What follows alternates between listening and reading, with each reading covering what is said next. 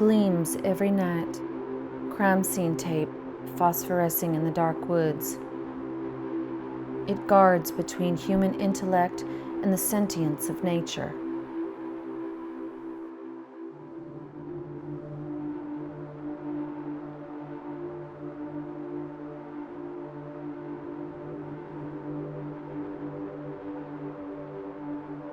Consider your feelings for a lone hawk soaring in the sky. Now consider it mantling over a little rabbit, and the squawk, squawk, squawk of dying life. The crime scene tape flaps between these two images, between the religious feeling of the soaring hawk and the frozen moment when we see what's on its talons.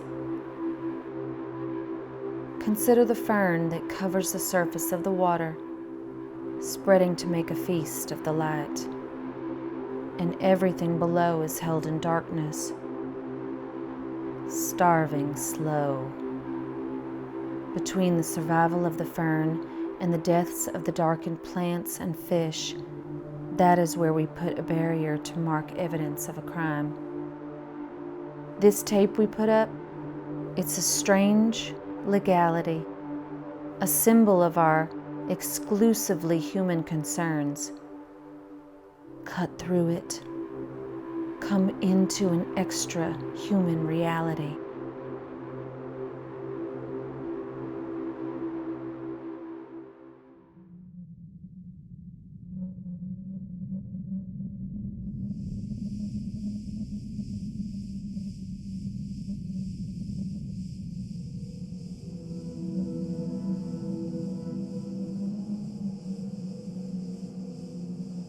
What's the first macabre thing you remember? I remember being a kid, 4, maybe 5, waking up to discover a streak of dried blood on my pillow and wondering, from my ears? From my nose? From my eyes? Blood from the eyes. That's rich.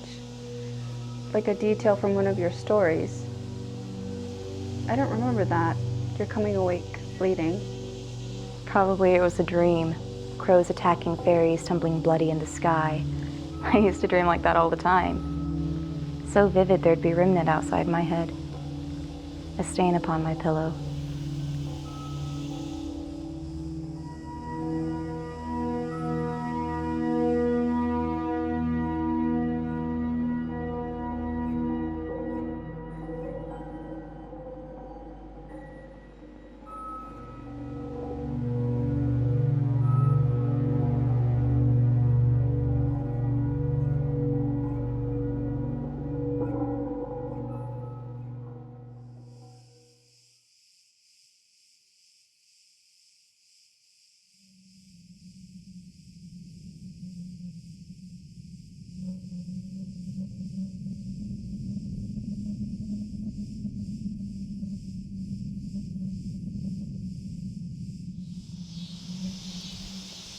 I've been teaching my course on the contemporary novel for years. Then 2 years ago, I started a night class on romantic poetry, emphasis on the metaphysical. Coleridge, Baudelaire, Poe. Are you still religious? Not like we were before. Of course not. We should go in. It'll be dark soon. You worried about snakes? You are too.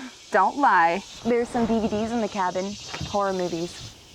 Any bad ones? We can hope.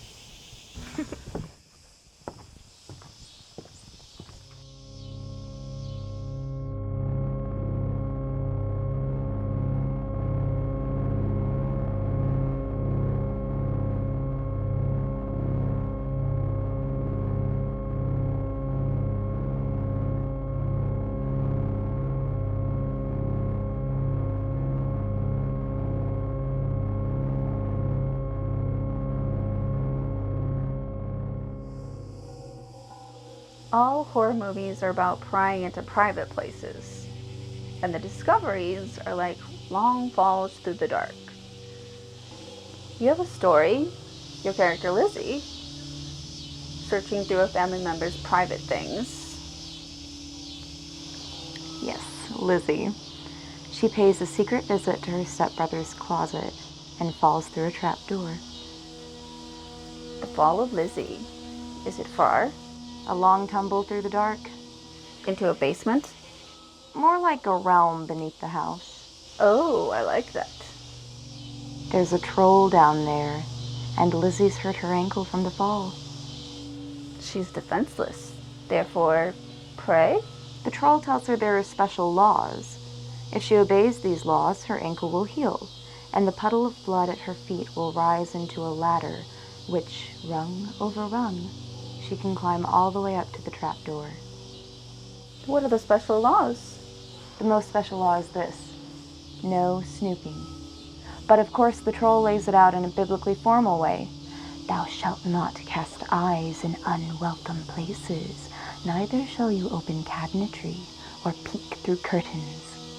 That sort of thing. But our Lizzy can't resist a secret visit to a closet or a quick peek to cabinetry. No, she can't. I'm trying to imagine the mind that rejoices in these stories. I don't rejoice in them. Do you always write anonymously? I really don't want the attention. Not for this kind of work. What does body horror mean? Blood spray? Do all your stories spray blood? Like a car wash. Is it ritualistic? For revenge? These aren't literary stories. The draw is mutilation. You must know what that is, otherwise you wouldn't be so successful at it.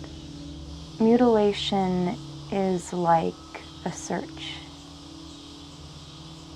It turns a character's insides into outsides, hidden things now seen, roughly exposed.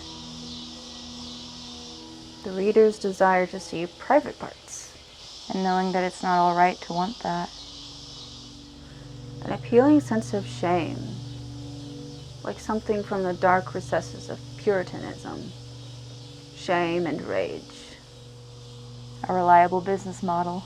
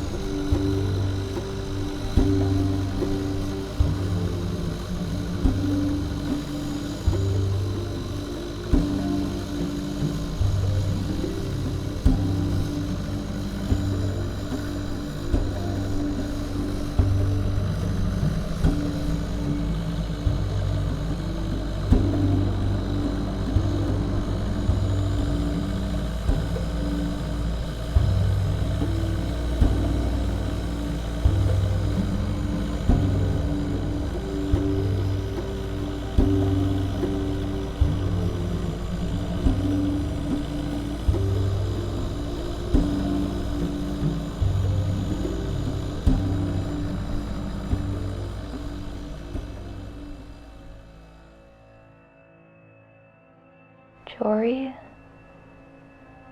I called to you to make sense of what happened. You didn't answer. It's taken me a long time. I'm sorry. But now I have a plan, a way for us to move past our troubles into a future tense of joy.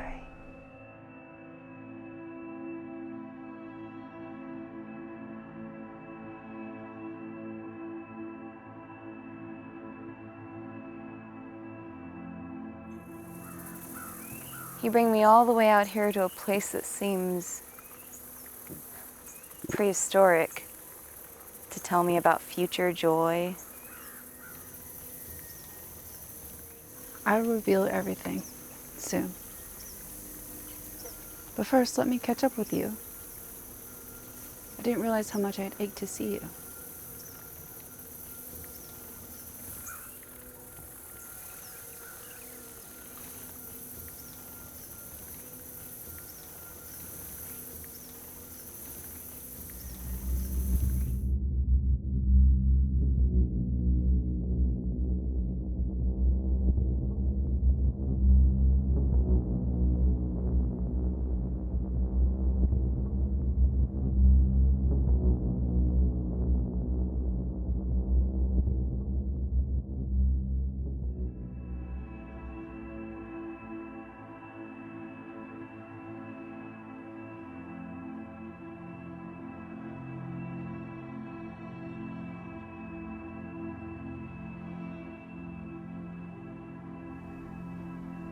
not the intent of suicide. An image of floating just below the surface of the water. Pale as stone, empty, trailed by fish and birds. No, the ideation of suicide. To imagine the migraine of consciousness, over and done. What can water really do?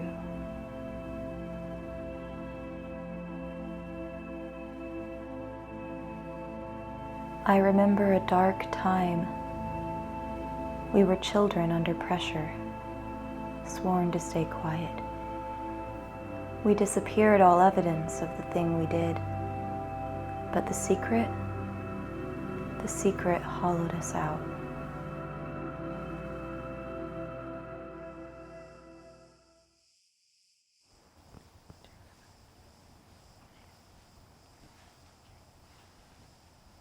Hey!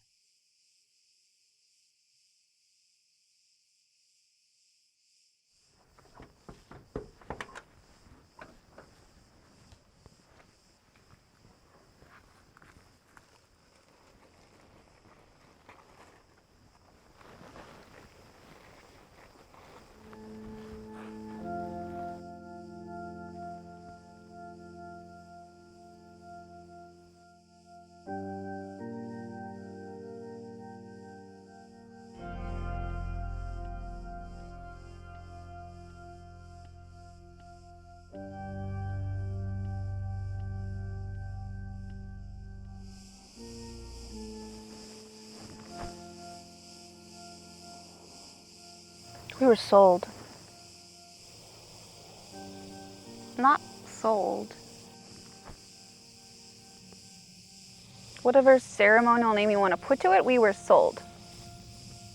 And him that bought us is an old half-wit in the mistaken light between competence and desire. An inheritance of goat-gnawed automobiles he can't put to profit.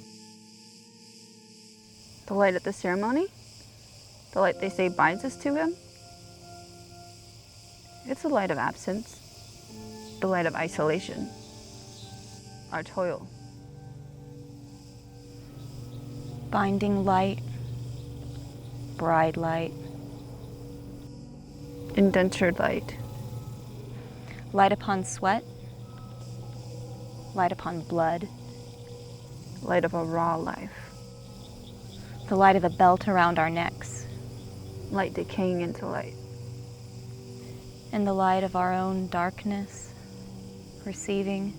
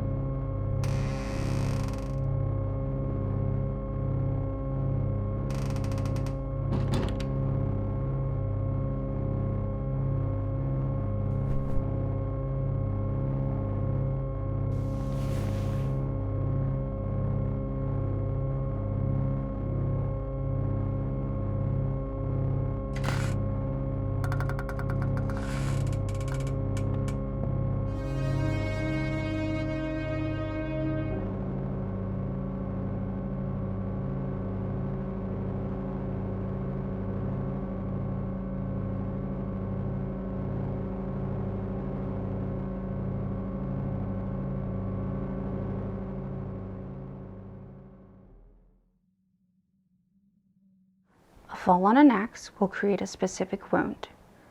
We have to mimic that wound. You said we'd hide the body, hide it perfectly. Anything hidden can one day appear again. We'll be ready no matter what. Come on, let's give it a try. No. Slowly, to practice precision, like this. Chop, chop, chop.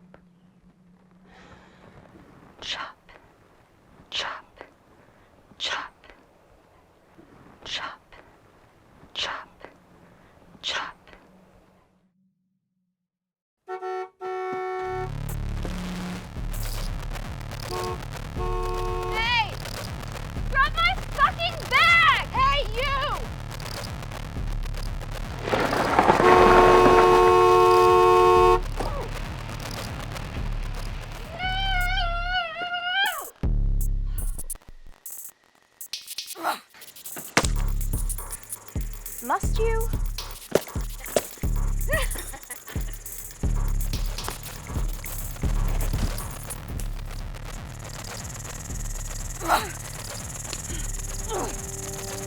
Quit throwing rocks at my head! God, y'all!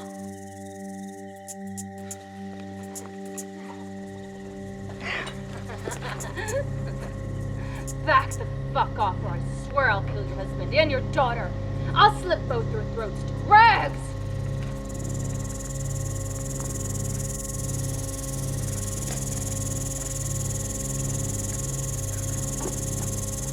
Remember, my knife knows the way home, bitches.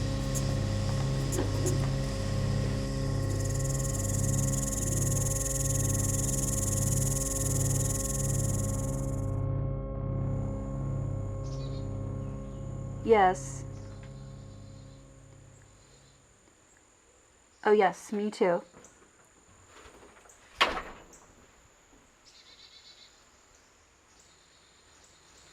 I miss you both. I love you. I will. Goodbye. They're fine? Yes, they're fine. The odds of that crazy girl coming back after we... I know. That she even has the sense to find her way out of those woods is... I know. I'm all good. How much did you tell your husband?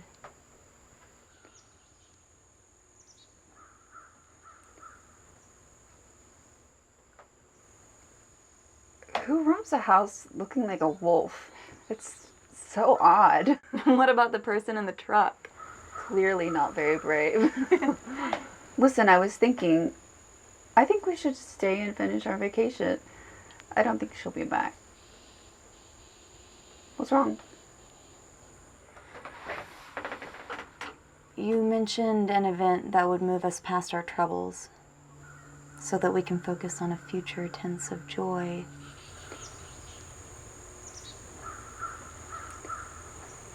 You don't think I orchestrated that break-in, do you?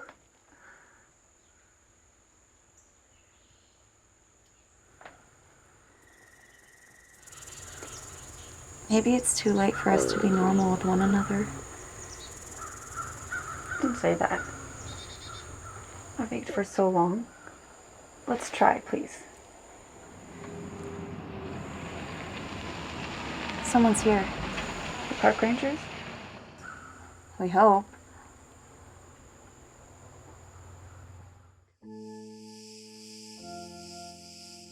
We searched the woods where she fled, but no luck.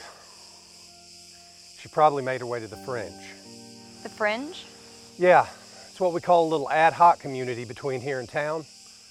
Camp of young adults who found themselves out of place, now living in the woods by choice. Are they violent? Not normally, but sometimes there are drifters. You're going to thoroughly check this place out, yes? Now that you have the description of the one who attacked us. I'm on my way there now with the park rangers. I just stopped by to tell you that the woods near your cabin are clear. You're not a park ranger? I'm a volunteer. That's rich. You look like a ranger out of Central Casting. I know these woods pretty well, I guess. What do you do? I'm a pastor at a Congregationalist church in town. No fooling. No fooling. I never would have figured that. Well, thanks. Maybe. How is it that this Fringe community is tolerated by the Parks Department? Not tolerated exactly. I sort of liaison between the two. Do you have a card or something? I don't mean to be impolite, but if you're not a park ranger, then we ought to have some record of who we're speaking to about our case. Case? We weren't robbed exactly. But you clearly saw the knife. I don't have a card, I'm sorry. My name is Jack Weems. I'm known around the lake. It's easy to check up on me. Parson Weems. Sorry. It's fine. I've heard them all. Believe me, I cannot tell a lie. Can we go with you to see the Fringe? Not a good idea. But I can circle back after my look around if you want me to. That'd be nice, thank you.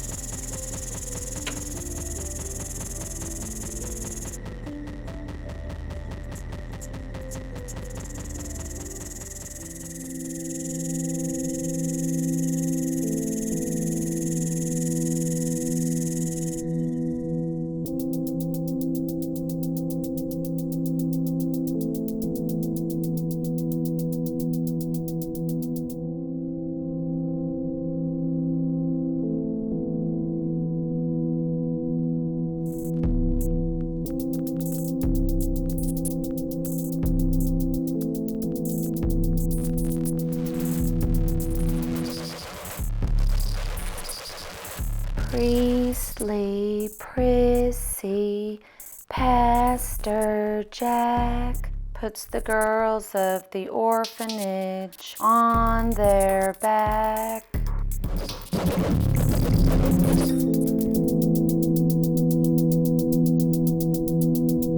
Animals of the sun will tear the world undone. Light on the horizon gleams with blood. Serpent sets its gaze. You're frozen and amazed. You lose your life and all you understood. The game is fixed to rot. You're here and then you're not. The only thing worth living is a thought. Rapture. Rupture. Rapture. Rupture. The only thing worth living is a thought.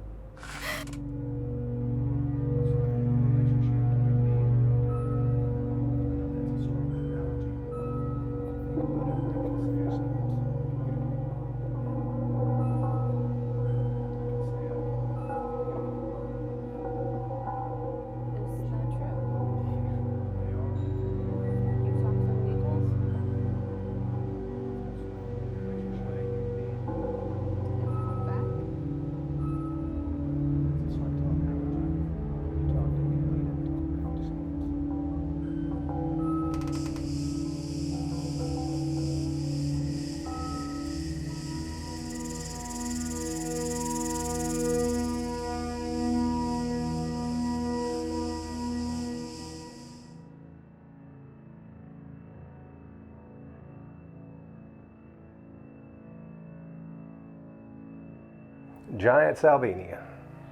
The ferns you see here are choking the lake. Biological control through the use of salvinia weevils is the best management option. The weevils devour that the lake may become clear. Looks chaotic, doesn't it? Looks like renewal.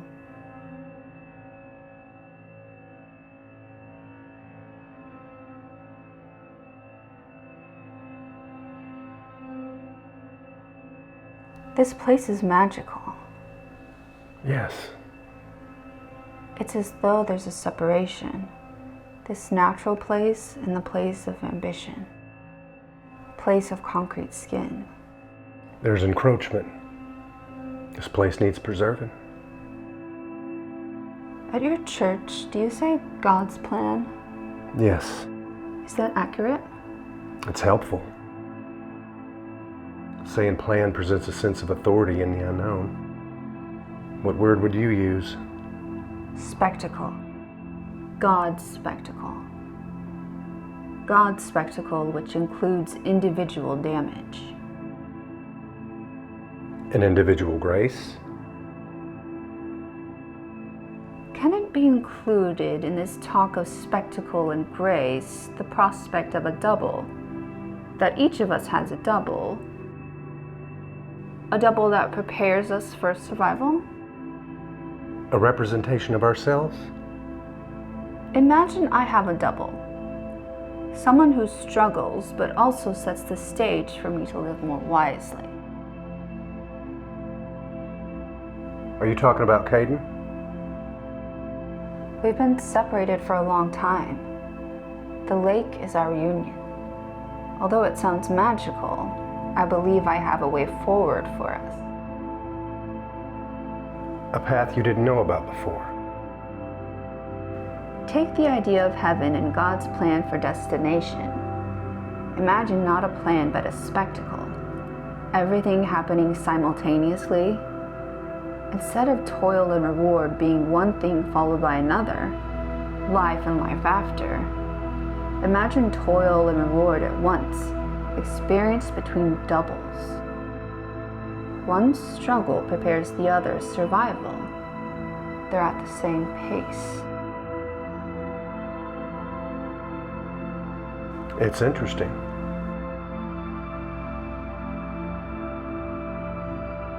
So, no, not a pathway, an event.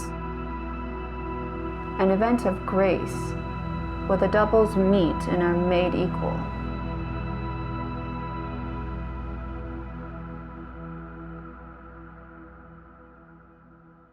What type of event is that? Something extreme.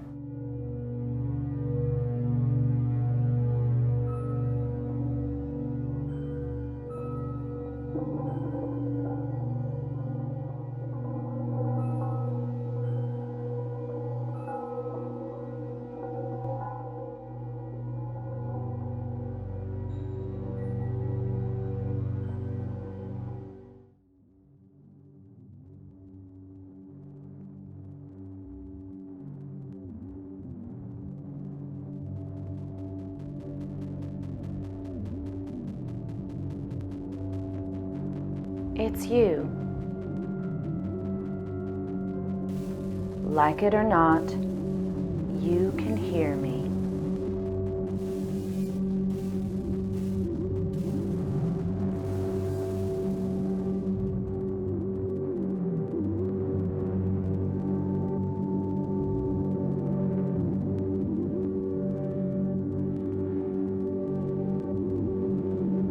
We are a closed community dedicated to God.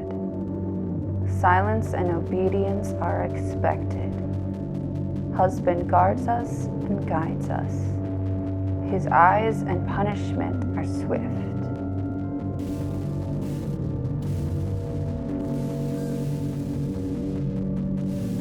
Ours too, Kaidon. Our punishment is swift.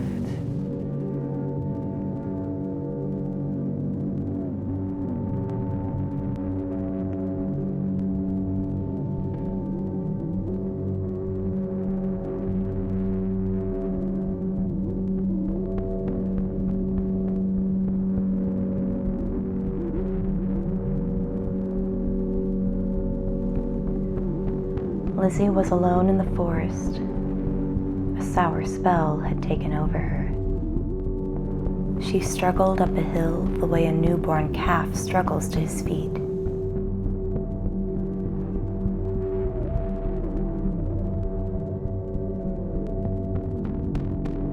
She wobbled in and out of the black shadows cast by the cypresses. Were there crows? Yes.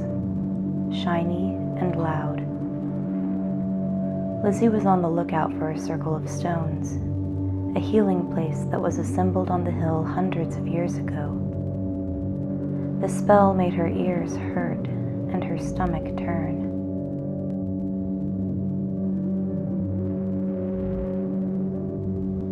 She looked forward to laying down in the circle of stones, covering herself over with ferns and dirt. The stones would dissipate the spell, or so she hoped. Lizzy moved from tree to tree, handling each one for support. She was losing all her strength. All at once, the insects all went dumb. The crows were high up in the quiet. Lizzy felt herself watched. Did a black cat walk by? Yes, delicate and precise.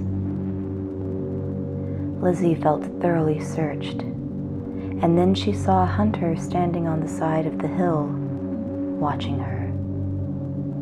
The hunter was a woman with a striking face and powerful eyes. Lizzy thought she was probably a goddess, there to guide her, or else murder her. Possibly do both.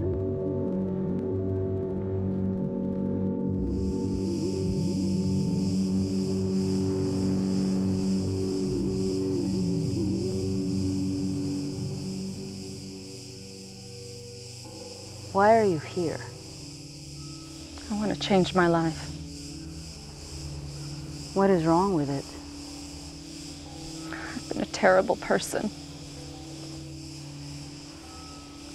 I'm in so much pain. I need to think about my life and find a new way to be. What if the change is death?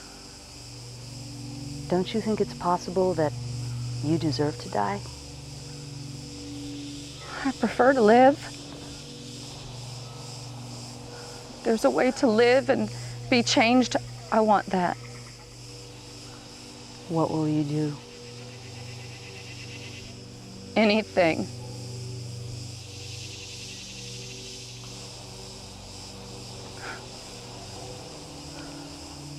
Do you have the authority to help me?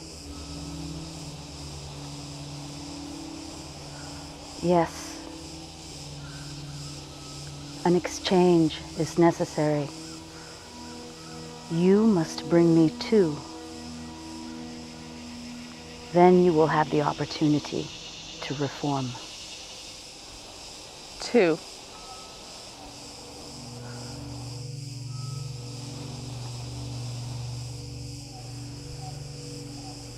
All right.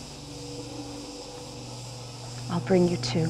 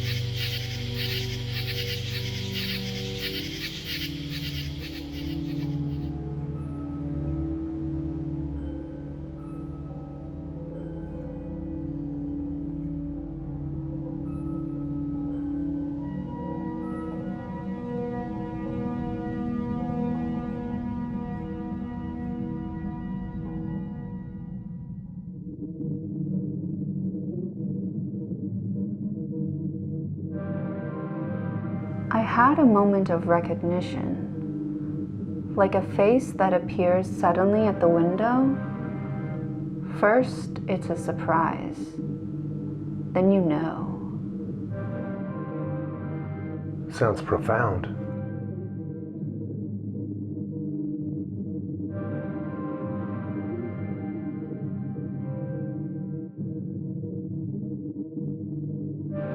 I found a way for Kaidon and me to let the pain of our past stay in the past. Not a denial. We understand we can't possibly make each other feel what the gap of years was like for each other.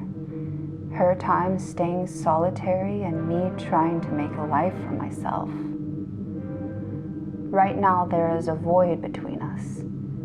A history of absence and the pain of absence. What might help is the shock of the new. Shock of the new? The idea is to create a new beginning. It must be a profound experience. Something that regenerates our relationship, allows us to reshape our understanding of one another. What is this shocking experience? It has to do with that thief.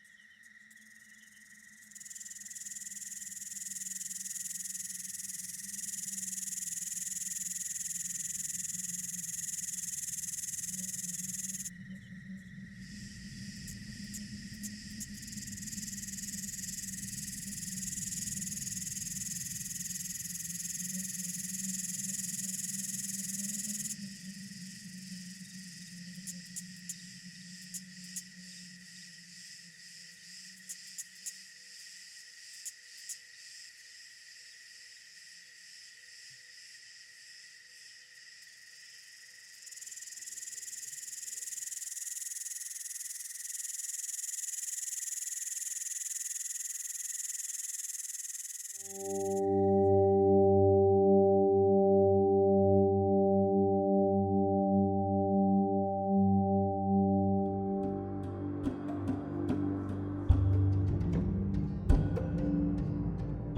is an old story about snakes saving their hearts in humans. Cold-blooded snakes can live for a time without their hearts,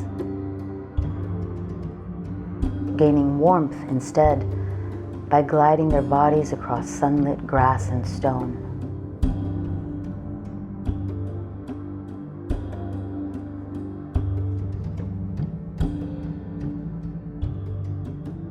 To protect their hearts from trample or combat, snakes often hide their hearts in stronger vessels.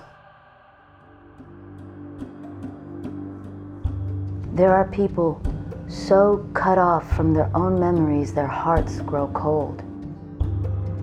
No disguise can truly hide them. No matter their appointments or how they surround themselves, they are deeply alone. Snakes seek out such people to hide their hearts in. People who don't know their own heart won't notice they also carry a snake heart. There are stories of people that died from terrible loneliness. As many as 20 snake hearts have been found in a lonely person that died. And sometimes, people die when snakes come to retrieve their heart. They see snakes approaching and misunderstand the situation. If the snake is cut in two by a worried host, there is a heart within that person that dies. If the snake strikes a person, the poison that goes in the veins will affect the hidden heart. I'll tell you about axes and dirt. There are people that bury their axes but never forget them. There are people who bury their axes and uncover them every night, just to hold them in secret. There are people who bury axes who'll tell you to your face they never carried an axe in all their life.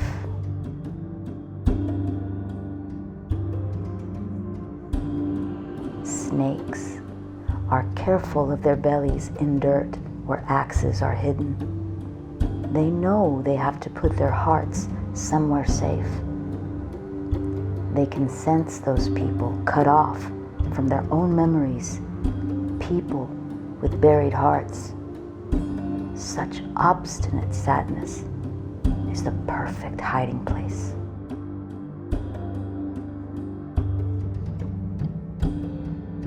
Word travels fast when there is a suitable host for the snakes to save their hearts.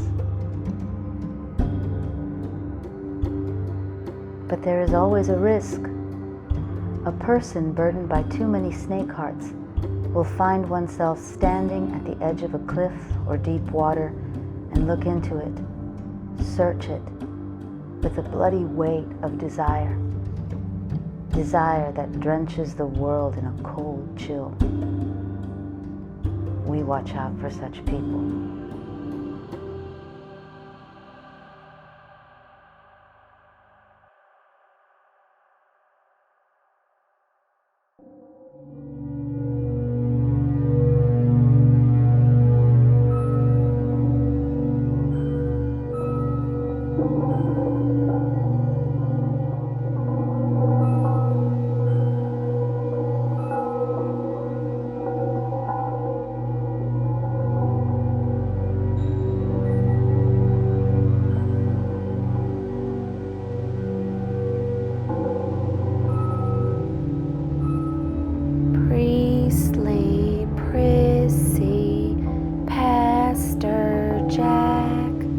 The girls of the orphanage on their back.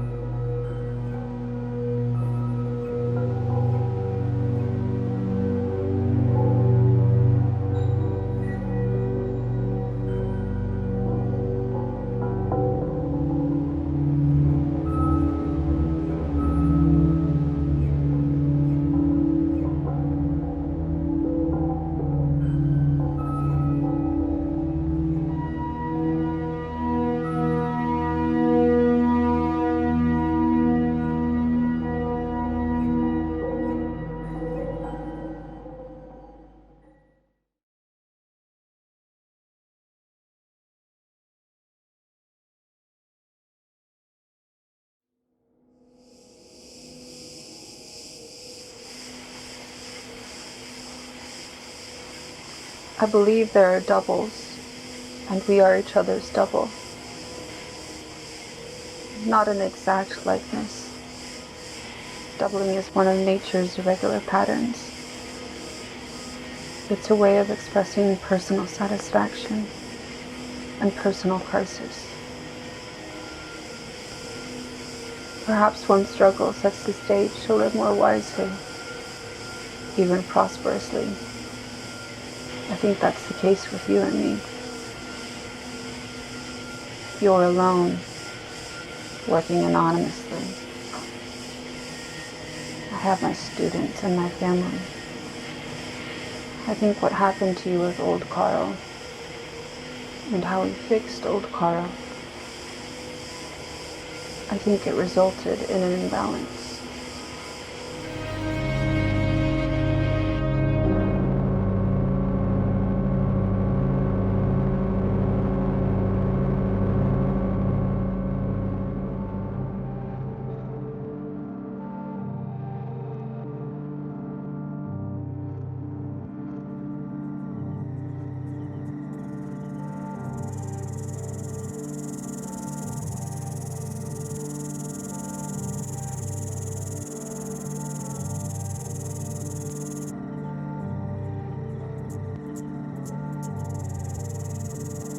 It's you. You can hear me, like it or not.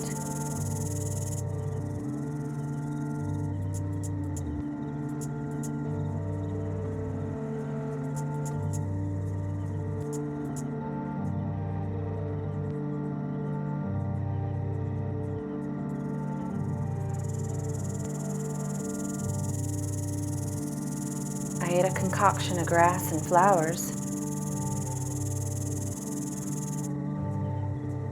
It didn't make me whole, but maybe it'll strike your fancy. I'm not as wretched as you think. I have human qualities. When I was little, I drew little forest creatures wearing human clothes, Victorian dresses and waistcoats, moist eyes looking out at you. They weren't very good, and I think most of them I traced out of some book. But I could sort of see in them what my mind intended them to be. Portrait after portrait, adding up to a little society. I'd spread them out and feel fellowship.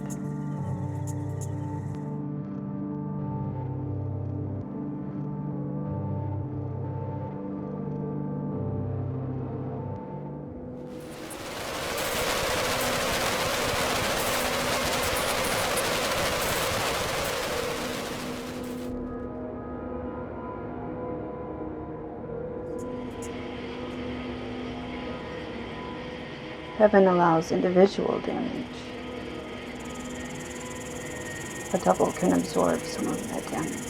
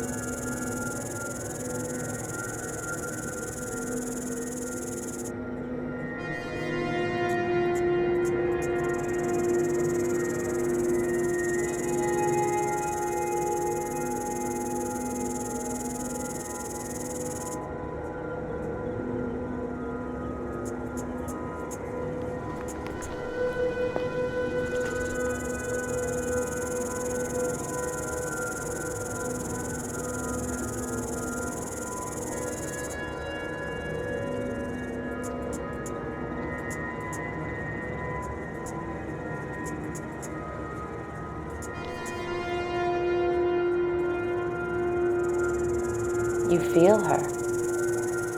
Who? The hunter.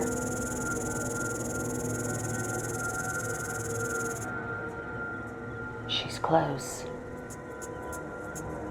Where? Behind those trees, chewing on a dead doe. She wouldn't want you to see her like this. Wait till after she's fed. She's better after having blood.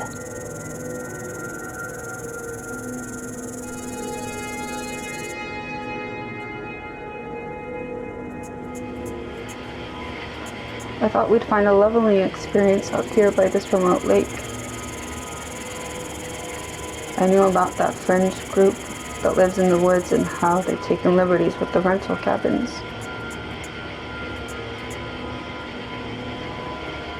The darkness that marks us is self-similar to the darkness that marked the thief.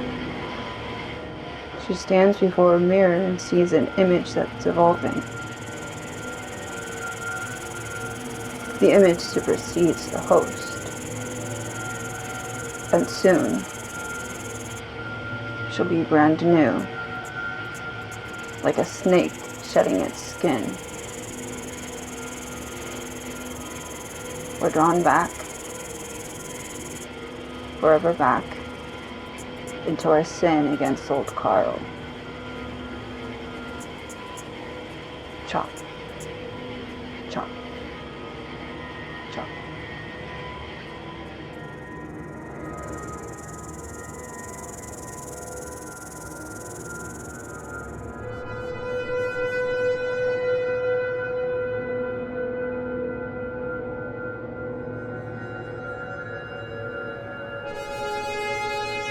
It is the absence of meaning in what you live at the moment you are living it, which multiplies the possibilities of your imagination.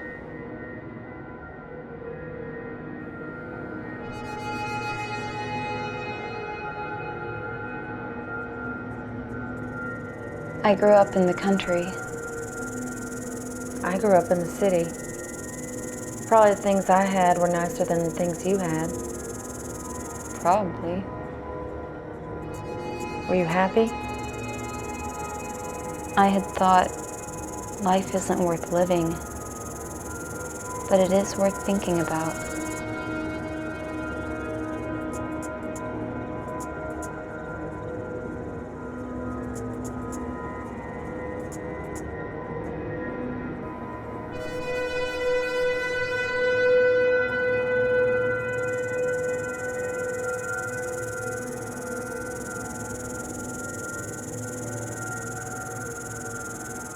I remember when I was small. I was once held down by several older boys. That set me off to a bad start. That's horrible.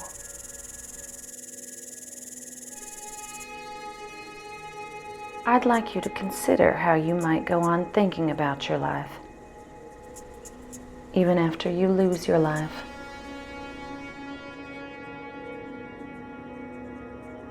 Think about what everlasting means.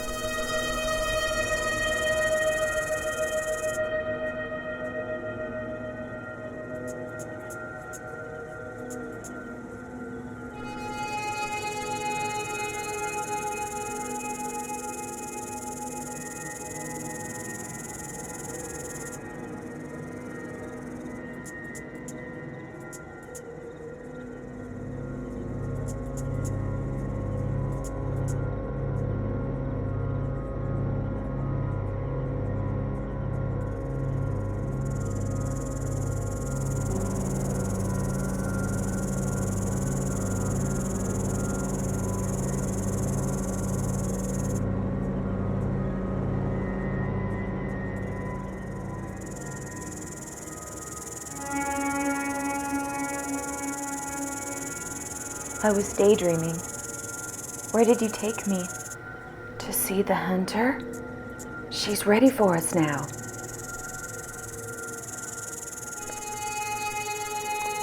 Where are you going? I'm leaving. No, there's momentum for us now. I don't want you coming around the cabin. Leave us alone. I don't need to go to your cabin to find you. I'll alert the rangers. We're tethered now, and you don't need to be afraid. Let events run their course.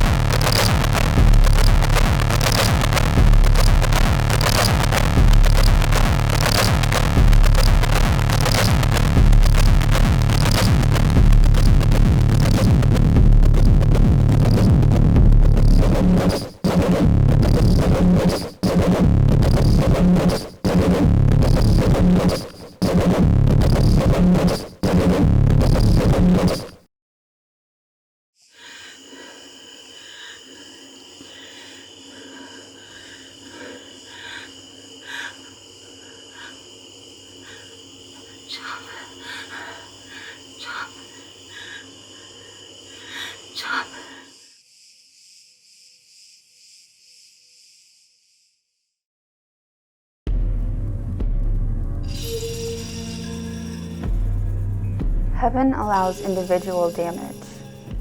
A double can absorb some of that damage. A double prepares us for survival.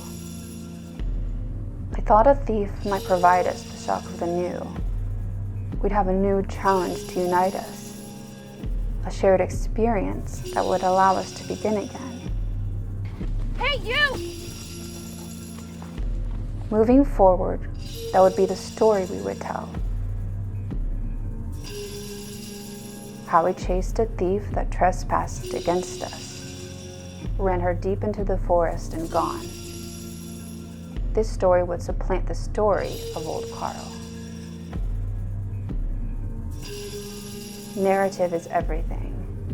Story puts all our experiences and all our dreams into balance. But our doubling now involves uncertainty. Someone messed up the narrative. A player has gone rogue. She's using us as her double, preparing her own survival at our expense. An elaborate double cross. Something in the woods gives her power to pull it off.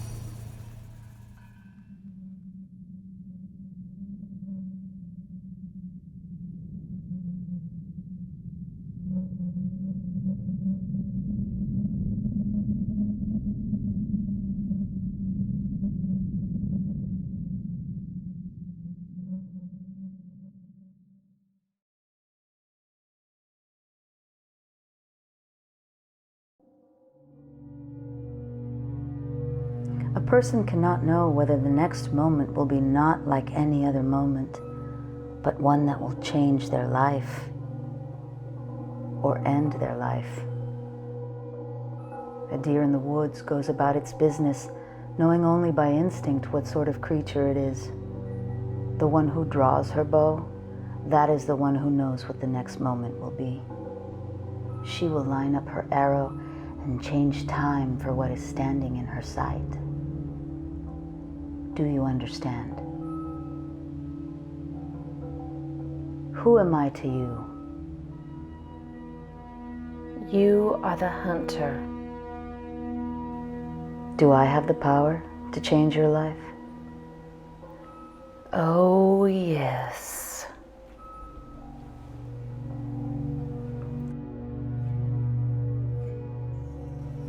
Do you see before you a better life? I do. Do you take it upon yourself to afford that better life? I do.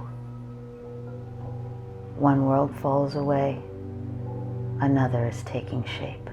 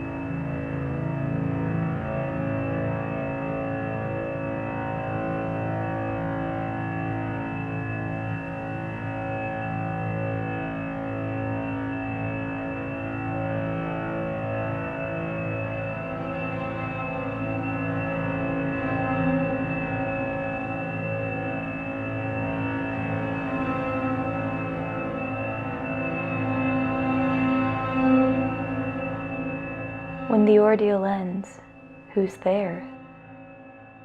Nobody's there. That's what Lizzy believed.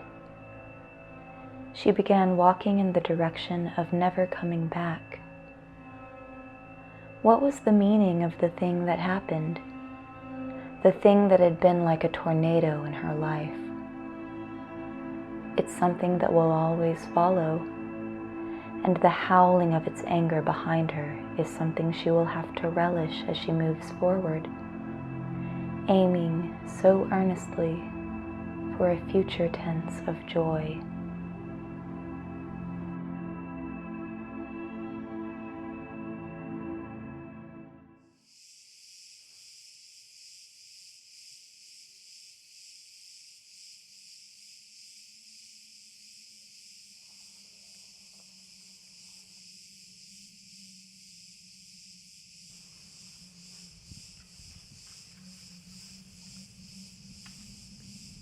Nice work getting your degree, Angela. Surprised you stayed around here, though.